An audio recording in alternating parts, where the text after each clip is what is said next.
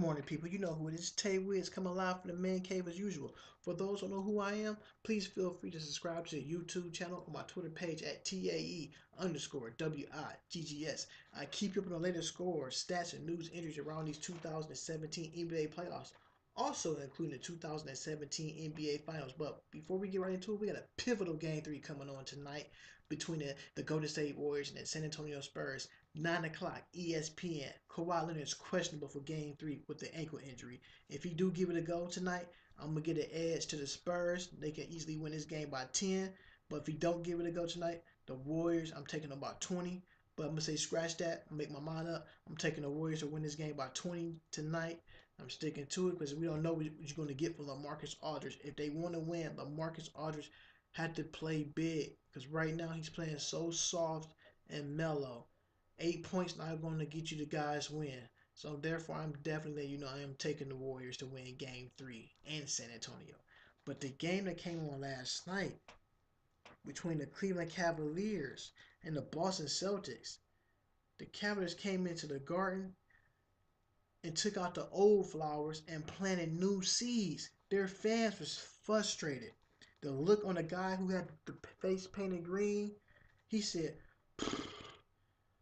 that's how that's going to be. They fans gave a standing ovation when the game was over. Because guess what?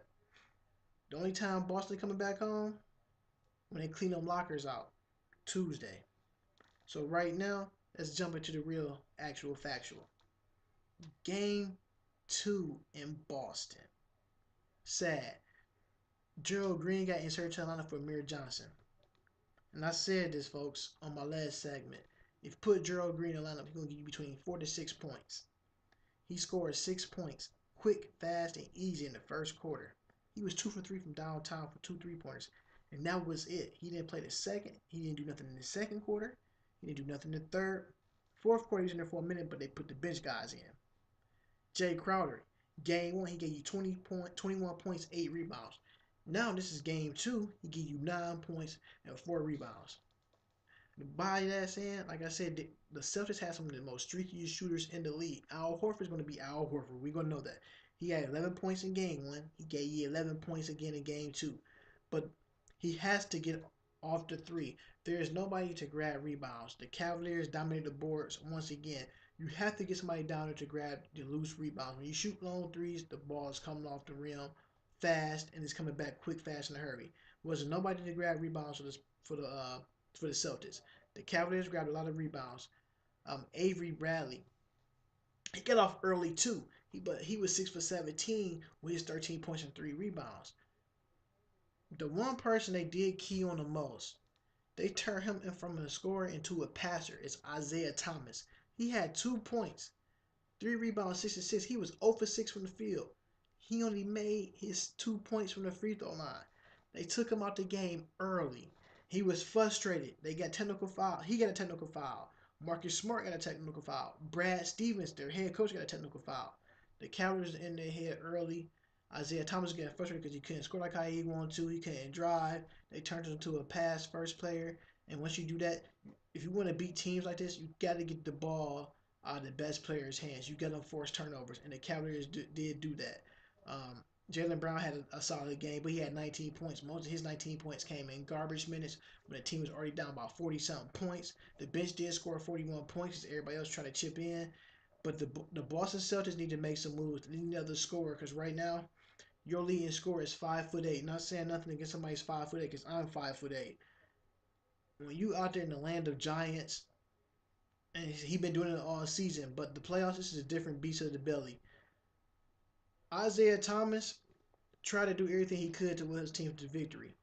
He left the game at halftime. They said to a sprained right hip. They said he suffered from Game 6 from the Washington Wizards. See, my only issue is with that. If they would have won, would we be sitting here talking about a hip injury? I don't think so. Just like how they was waving on white towels in the Garden, that's what Isaiah Thomas did. Do I think he quit his team? A little bit. Do I think he was hurt? Yes. Not hip wise. His feelings was hurt. The Celtics went out there and laid the egg. That 4-leaf clover had one clover on it, one leaf on that clover, one leaf on that 4-leaf clover. And they run out of time. The Cavaliers are going back home to play the next two games. The Cavaliers is not going to lose the next two games on the floor. The last time we lost to the Celtics, when Avery Bradley hit that buzzer beater three to beat us. That's the only time they beat us at home. So the Cavaliers is probably replaying that game and watching it. See, we got to close out on them. We got to do this and do that. But the person they did take away, I thought they did a good job on, is Isaiah Thomas. We're going to take your best player. We're going to make everybody else try to beat us. And they know the Cavaliers knew on defense. You can't let Isaiah Thomas get going because everybody feed off that energy. And what the Cavaliers did, they took the best player away and made somebody else become the next man option available. And like I said, Al Horford, that's, if you notice, every time in the playoffs he played against LeBron James, he hasn't won a game yet against LeBron James. He's on the verge again of getting swept. I'm gonna talk about. It's not too much to talk about the Celtics. At halftime, they was losing 72-32, the biggest lopsided league in playoff history. They took the fans out early.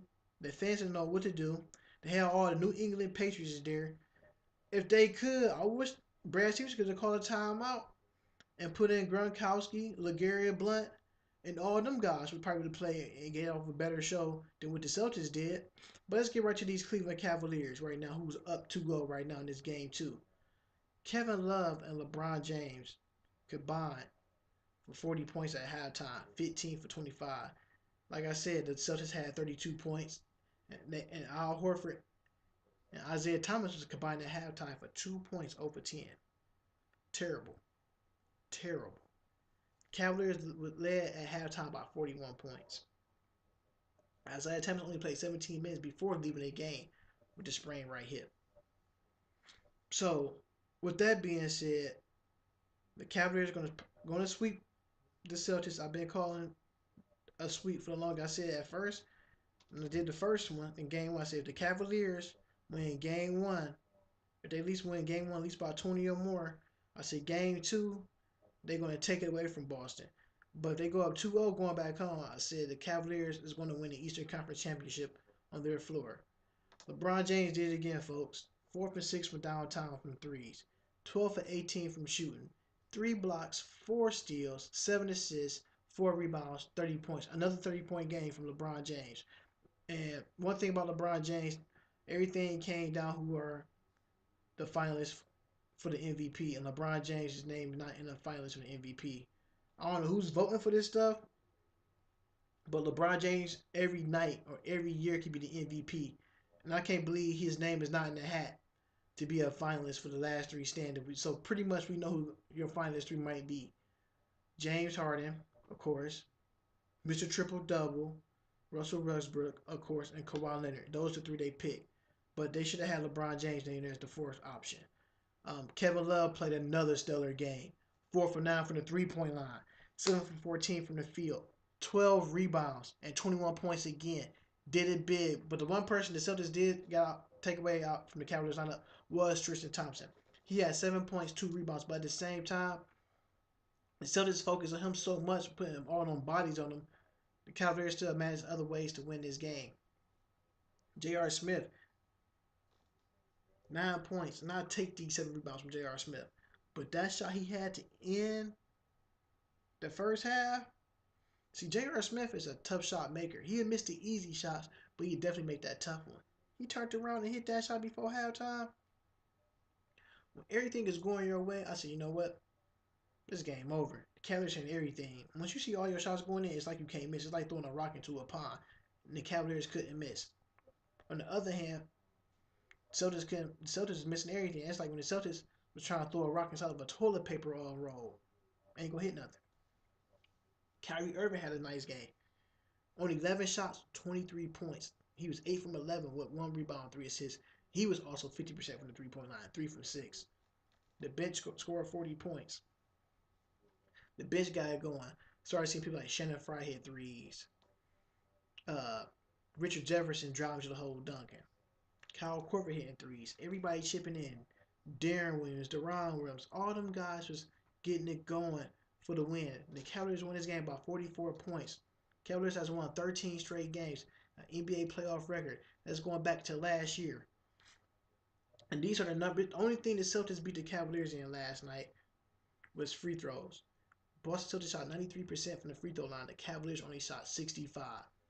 Cavaliers handled their business on the glass again. The Cavaliers had 45 rebounds. Celtics had 39. But on the defensive side of rebounds, the Cavaliers won that battle as well. 36 to 29. Assists the Cavs won 28 to 23. Steals they won 10 to 7. Blocks the Cavaliers won 6 to 4.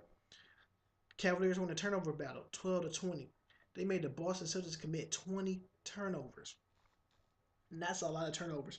And they were just giving the ball up early. 3-point percentage. Cavaliers shot 49% from the 3-point line, as in the Celtics shot 30%. And I already told you that the Cavaliers did lose the free throw battle. That's the only thing that the Celtics won last night was at the free throw line. But other than that, they didn't win anything. I don't know what they do. Definitely need another score. They want to beat these Cavaliers. The Cavaliers took care of business going back home. The next game will be played Sunday night, 8:30. I'm looking for the Cavaliers to win this game big. Probably not by this margin of points of 44. I say the Cavaliers probably tone it down. I say probably win that game by 25. You know who I am? Tay Williams reporting live coming from the man cave as usual. Subscribe to the YouTube channel and Twitter page at TAE_WIGGS. You know I keep you up on the latest scores and stats and new injuries around these NBA playoffs. So you already know. Holla at me. Go Cavs, baby.